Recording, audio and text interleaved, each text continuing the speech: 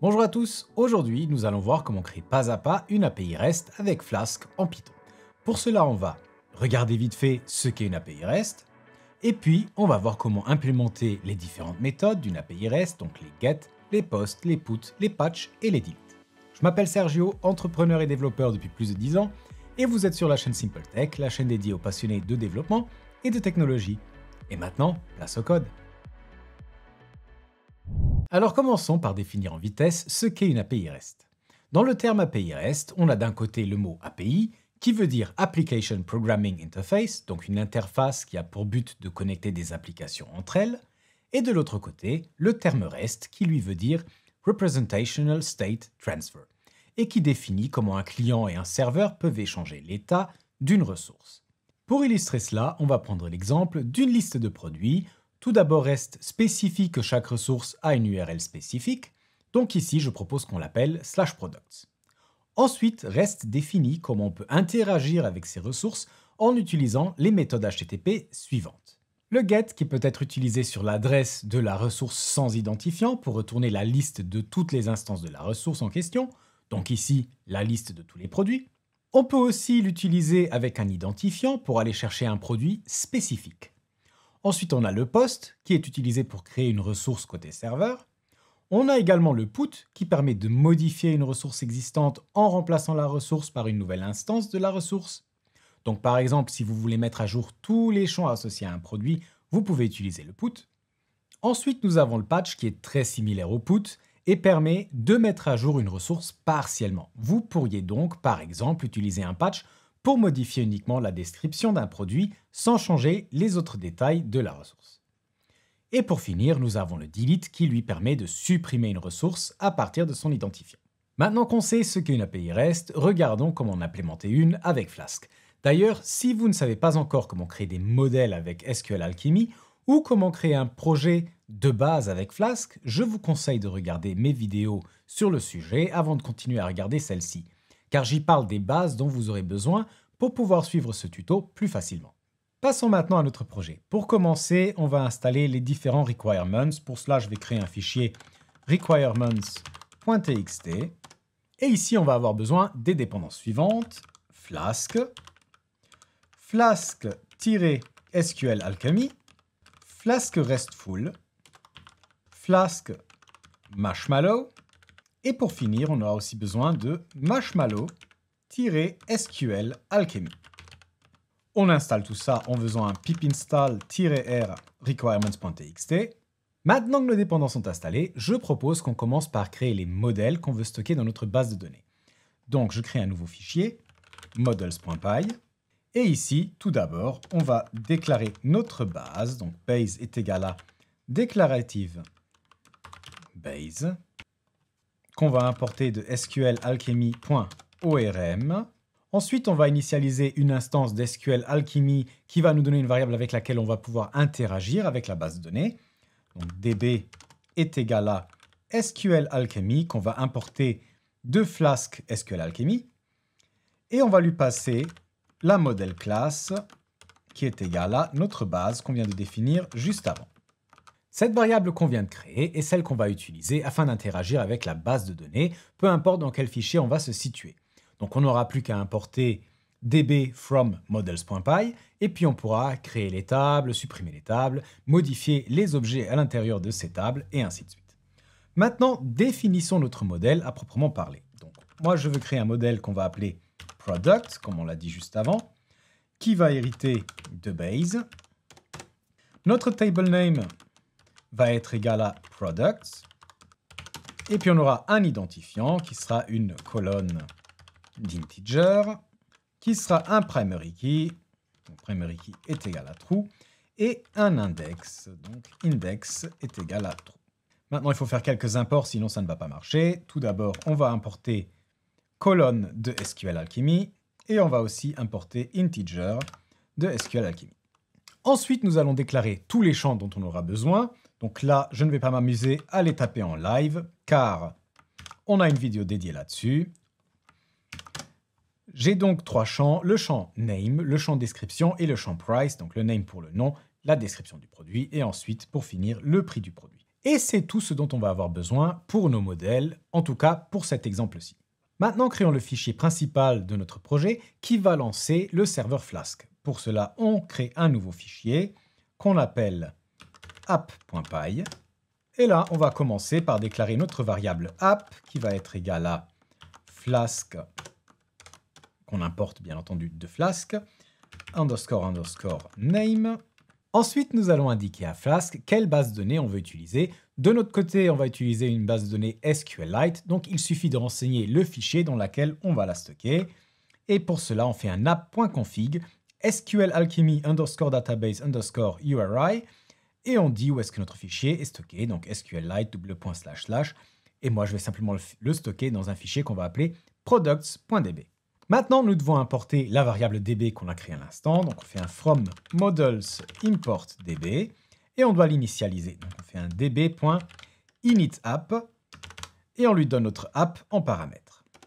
Maintenant que notre base de données est initialisée, je propose qu'on teste le tout afin de voir si tout fonctionne correctement. Pour cela, on doit créer les tables en question et puis les populer avec quelques valeurs et voir si ces valeurs sont bien inscrites dans nos bases de données. Une petite particularité due au fait qu'on utilise SQLAlchemy avec Flask est que on ne peut accéder à cette DB que dans des requêtes qui passent par Flask. Donc ici, si on veut créer notre base de données, en dehors de l'application Flask en elle-même, il va falloir qu'on dise à notre programme d'utiliser le contexte de notre application Flask. Bon, tout ça semble un peu compliqué, mais au final, il suffit de taper un with app.app_context, double point, et le reste de notre code sera à l'intérieur de ce app context. Bon là, je vais vous épargner l'écriture du code pour la création des tables, l'ajout des éléments dans la base de données, ainsi de suite, car on l'a déjà fait dans une autre vidéo. Mais en bref, parcourons vite fait le code. Tout d'abord, on fait un drop de toutes les tables, puis on les rajoute à nouveau, car je veux à chaque fois qu'on démarre le programme recommencer d'un état clean. Ensuite, bien entendu, en production, vous ne ferez pas ça, hein. Vous gardez bien vos tables entre chaque déploiement de votre app, sinon votre patron risque de ne pas être très content. Ensuite, on déclare deux produits, donc une chaussure et une armoire, qu'on stocke dans notre base de données avec db session add, et on n'oublie pas de faire un commit afin que ce soit vraiment persisté en base de données. Puis, on va les récupérer dans la base, juste pour faire un petit check et être sûr que tout est bien écrit. Donc ici, on va récupérer la chaussure en faisant un filter de product.name est égal à chaussure, et on récupère l'armoire en faisant product.name égale armoire. Bien entendu, notre filter retourne une liste, donc on doit toujours prendre le premier élément, et ensuite on imprime le résultat. Pour finir, on fait un app.run pour lancer notre application Flask. Lançons notre code pour voir si tout fonctionne comme on l'avait prévu. Et là, si on regarde les logs, vous voyez qu'on a bien notre chaussure avec un identifiant 1 et sa description une paire de chaussures, et puis à l'identifiant 2, on a notre armoire avec la description une belle armoire, donc tout a fonctionné. Avant d'écrire notre API REST, il y a encore une chose qu'il nous manque. Il faut qu'on ait un moyen de prendre des objets Python et de les transformer en JSON. Et de l'autre côté, on doit avoir la possibilité de récupérer du JSON et de vérifier que tous les paramètres qui nous ont été fournis sont bien OK afin de pouvoir créer des objets Python correspondants. Il y a plusieurs méthodes pour faire ça, mais moi ma préférée est d'utiliser une librairie qui s'appelle Marshmallow et qu'on a installée en début de vidéo. Vous allez voir, ce n'est que quelques lignes de code à écrire. Donc, on va commencer par créer un nouveau fichier qu'on va appeler schema.py et à l'intérieur, on va déclarer une variable ma pour marshmallow qu'on va initialiser avec une instance de la classe marshmallow qu'on importe from flask marshmallow import marshmallow. Et puis, on va avoir une classe qu'on va appeler product schema. Donc, c'est la classe qui va être responsable de valider le JSON en input et qui va être responsable de générer du JSON à partir d'un produit. Et celle-ci, elle va hériter de ma.SQLAlchemy autoschema. L'avantage du SQLAlchemy autoschema, c'est qu'il prend un modèle SQLAlchemy et va générer le schéma automatiquement pour nous. Pour cela, on fait un class meta, double point, et là on va dire modèle est égal à le modèle qu'on veut utiliser, donc product, qu'on doit bien entendu importer de models. Et c'est tout pour notre schéma. Maintenant, nous retournons dans app.py pour l'initialiser. Pour cela, on va d'abord l'importer, donc from schemas import ma. Et maintenant, juste en dessous de db.initApp, on va faire un .init.app et on lui passe aussi notre application Flask en paramètre. Maintenant, nous pouvons créer enfin un nouveau fichier qui va contenir notre API REST et on va appeler ce fichier ressources.py. Ici, on va commencer par créer une classe qu'on va appeler productResource qui va hériter de ressources qu'on va importer de Flask_RESTful. Et là, on va pouvoir définir les différentes méthodes qu'on veut implémenter. Donc, ce qu'on avait dit avant, les get, les post, les put, les patch et le delete. Donc là, on va commencer par notre get qui prend en paramètre self et un product ID qui est optionnel et qui est initialisé à none par défaut. Maintenant, on doit définir ce que notre get va faire. Et donc, tout d'abord, on va vérifier si on a un product ID ou non. Donc, if product ID. Si c'est le cas, on doit retourner l'élément avec l'identifiant en question. Donc pour cela, on cherche le produit. Product est égal à product qu'on va importer de models, .query, et là, on a une méthode qui s'appelle getOr404. Donc get _or_404. Et on va lui dire qu'on veut faire un get du product ID. Ici, l'avantage, c'est que la méthode getOr404 va générer elle-même une erreur 404 si jamais la product ID n'existe pas. Donc nous, on n'a pas à s'occuper de ce cas-là.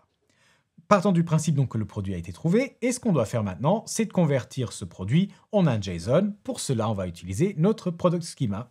Donc je vais créer ici un nouvel attribut dans notre classe que je vais appeler product schema et qui va être égal à notre product schema. Tout simplement. Et donc ici, on a notre ifProductID, on récupère le produit et puis on va faire un return de self.productSchema.dump et on va lui donner le produit en paramètre. Maintenant, on va voir ce qu'on fait si jamais on n'a pas de product ID. Et bien, ce qu'on disait, c'est qu'on va retourner tous les produits. Donnons-lui un autre nom, all products, donc tous les produits, est égal à product.query.all. Donc là, on a tous les produits en question. Attention, ici, on ne peut pas utiliser le même schéma, car le schéma qu'on a défini juste avant prend un produit et retourne un JSON qui représente une instance du produit. Nous, là, on va pouvoir retourner toute une liste. Pour cela, on va créer une nouvelle instance de notre product schema. Je vais l'appeler product list schema. Et la seule différence, c'est que là, on va créer une instance de product schema avec entre parenthèses many est égal à true. Donc là, on indique qu'on veut retourner plusieurs éléments. Et puis dans notre else, on va faire un return self.productListSchema.dump de all products. Avant de continuer à implémenter les autres méthodes, retournons dans notre app.py et initialisons le tout et testons déjà notre get. Pour cela, on va créer une variable qu'on va appeler API et qui va être égale à une instance de la classe API qu'on va importer de Flask RESTful et qu'on va initialiser avec notre app. Ensuite, nous allons rajouter des ressources à cette API, donc API.addResource. Et la ressource qu'on veut ajouter maintenant, c'est notre product resource, qu'on importe bien entendu de resource. Et ensuite, on peut définir les URL auxquelles on va pouvoir accéder à cette ressource. Donc d'abord, l'URL principale où on va lister toutes les ressources, donc /products. Et puis l'URL à laquelle on pourra accéder à un élément en particulier. Donc ce sera la /products/ suivi de notre identifiant. Notre identifiant qui va être un entier, donc on va le renseigner ici, juste après le symbole plus petit que, donc plus petit int double point, et ensuite on doit dire quel est le nom de la variable qu'on veut assigner avec ce paramètre. Donc nous c'était la variable product_id. Puis on suit tout ça avec le symbole plus grand que, et voilà. Et là, si on relance notre projet, on devrait pouvoir accéder à ces URL et voir quels sont les objets qui sont stockés dans notre base de données. Donc là, si on lance le tout... Ah, attendez, j'ai une erreur. Type error, resource, parenthèse, techno arguments. Ah, bah oui, attends, qu'est-ce que j'ai fait? Retournons dans ressource.py. Effectivement, bon, vous l'avez sûrement déjà vu, quand j'ai défini ma classe Product Resources, j'ai passé la classe de base avec des parenthèses, ce qui n'est pas du tout correct. Donc je les enlève, on relance le projet. Voilà, et cette fois-ci, le projet tourne bien. Et maintenant, je vais aller dans Postman où j'ai déjà préparé une collection prête à être utilisée. Et là, vous voyez l'URL sur laquelle on va faire un get. C'est la 127.0.0.1 sur le port 5000, donc c'est bien sur le port 5000 que notre application tourne, /products, donc qui est l'URL qu'on a définie, et si j'envoie notre get, on devrait avoir la liste de tous les éléments qui sont dans la base de données. Et là, vous voyez qu'on a bien à l'ID 1 la chaussure, ID 2 armoire, donc tout fonctionne comme prévu. Ensuite, si on rajoute un identifiant d'un des produits à notre URL, donc par exemple /2, et qu'on refait un get, on a uniquement l'armoire qui nous est renvoyée, donc nos get fonctionnent bien comme il le faut. Maintenant que notre get fonctionne, passons au post. On le définit à peu près de la même manière qu'avant, donc on fait un dev post, mais cette fois-ci, le seul paramètre que le post prend, c'est le paramètre self. Et puis on va faire un try. Et là, on va essayer de prendre le JSON que le client nous envoie, et on va essayer de le convertir en quelque chose qu'on peut utiliser en Python. Donc à nouveau, avec notre self.productSchema, et cette fois-ci, on va faire un load de ce que l'utilisateur nous a envoyé dans la requête. Pour cela, on fait un request.json. Et pour info, request, on l'a importé de Flask. Ça, bien entendu, on va le stocker dans une variable. Donc, on va le stocker dans new product data. Et si jamais une erreur se produit, donc except validation error de Marshmallow, sans parenthèse, as error, on va faire un return. Le message qu'on va retourner va être validation error. Et on va aussi rajouter un paramètre errors avec les erreurs qui ont été retournées. Donc r.message. Ensuite, on doit encore définir le code error qu'on va retourner. Donc pour moi, ce sera une bad request, donc une 400. Maintenant, si on n'a pas eu d'exception, ça veut dire que le JSON qu'on a obtenu est valide et qu'on peut donc créer notre produit à base de celui-ci. On va donc faire un new product est égal à product. Et on va lui assigner les différents paramètres. Donc name est égal à new product data entre crochets name. Description qui va être égale à new product data de cette fois-ci description. Et pour finir, le price qui va être égal à new product data. Et entre crochets, on donne price. On a notre objet, maintenant il faut le stocker. Pour cela, on fait db.session.add new product. db qu'on doit aussi importer. Donc là, comme avant, on l'importe de model. Donc, from models, on importe aussi db. N'oublions pas de faire un commit, db.session.commit. Et nous pouvons maintenant retourner l'objet qui a été créé, return self.productSchema.dump new product. Maintenant, testons tout ça. Donc, on relance notre projet. On ouvre Postman.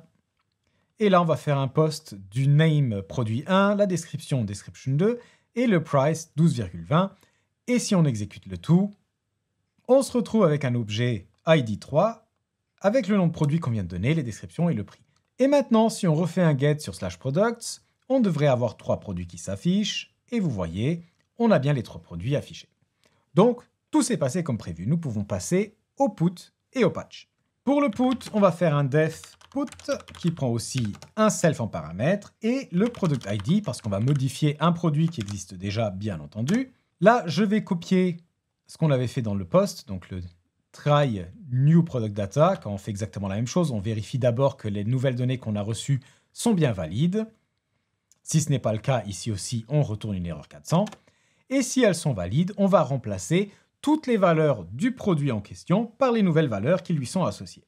Pour cela, d'abord, il faut qu'on aille chercher le produit en base de données. Donc, product est égal à product.query.get or 404 comme avant.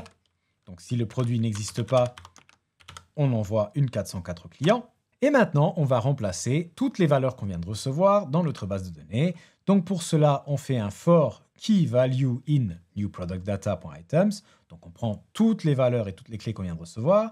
Et si jamais la valeur n'est pas nulle, on fait un set attribute sur le produit et on va donc setter le key en question sur la valeur qu'on a reçue. Donc, le name, on va prendre le nouveau name et le stocker dans la variable name. Pour la description, on la stocke dans la variable description et ainsi de suite. Pour finir, on fait un db.session.commit pour tout stocker dans la base. Et on fait à nouveau un return.self. product schema.dump du nouveau produit. Ou plutôt du produit qu'on vient de remplacer en base de données. Et donc là, on peut tester tout ça à nouveau. On relance notre programme. Et là, on va faire un put avec un nom produit put, description put et un prix 22.20. Et on va faire ce put sur l'élément 2. Et là, si on refait un get, vous voyez que maintenant, notre élément 2 a bien été remplacé par produit put, description put et un prix de 22,2. Donc tout fonctionne comme prévu. Passons maintenant au patch. Pour l'implémenter, on va recopier entièrement ce qu'on a fait pour le put. On va renommer notre fonction en patch. Et là, la grande différence entre le put et le patch, c'est que pour un patch, on n'est pas obligé de renseigner toutes les valeurs. Donc, il faut que notre product schema tienne en compte ce fait. Pour cela, on va en créer un nouveau. Donc là, je retourne en haut et je vais définir un nouvel attribut que je vais appeler product patch schema et qui va être à product schema. Mais cette fois-ci, on va lui passer le paramètre partial est égal à true. Ce qui veut dire que le schéma va faire en sorte que, même si on n'a passé qu'une partie des paramètres, il va toujours valider la requête. Et donc ici dans notre patch, on ne va pas faire un self.productSchema, mais un self.productPatchSchema.loadJSON. Et c'est tout ce qui va changer. Pour le reste, on garde exactement le même code. Maintenant, on sauvegarde, on redémarre notre programme et allons voir ce qui se passe quand on essaye de faire un patch sur l'un de nos objets. Donc là, on va tenter de faire un patch de la description sur le produit numéro 2 et on va la patcher avec la valeur descriptionPatch.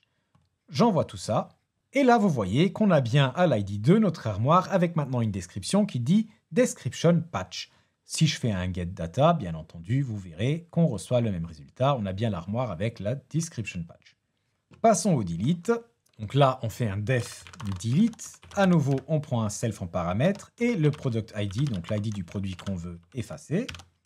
On va voir si le produit existe en base de données. Donc là, on n'a pas besoin de convertir de JSON en objet. Vu qu'il n'y a pas de JSON qui est renseigné, on dit juste efface-moi le produit à l'identifiant suivant. Donc product est égal à donc product.query.getOr404 du product ID. Et ensuite, on fait un db.session.delete product db.session.commit. Et ici, on va retourner un message vide et un code 204. 204 pour no content, donc parce qu'on ne retourne pas de contenu. Maintenant, redémarrons notre programme et essayons de faire un delete de notre produit avec l'identifiant 2. Et là, vous voyez que j'ai bien une 204 no content. Et si on essaye de faire un get de tous les produits, on n'a plus qu'un seul produit, donc le produit chaussures. Et voilà, c'est tout ce que je voulais vous montrer aujourd'hui. Vous savez maintenant créer une API REST avec Flask. J'espère que la vidéo vous a plu. Si c'est le cas, n'oubliez pas de me lâcher un gros pouce bleu et un petit commentaire. Ça me fait toujours plaisir de vous lire. Et abonnez-vous à la chaîne si vous voulez me soutenir. Moi, je vous dis à très bientôt. Bon week-end, au revoir.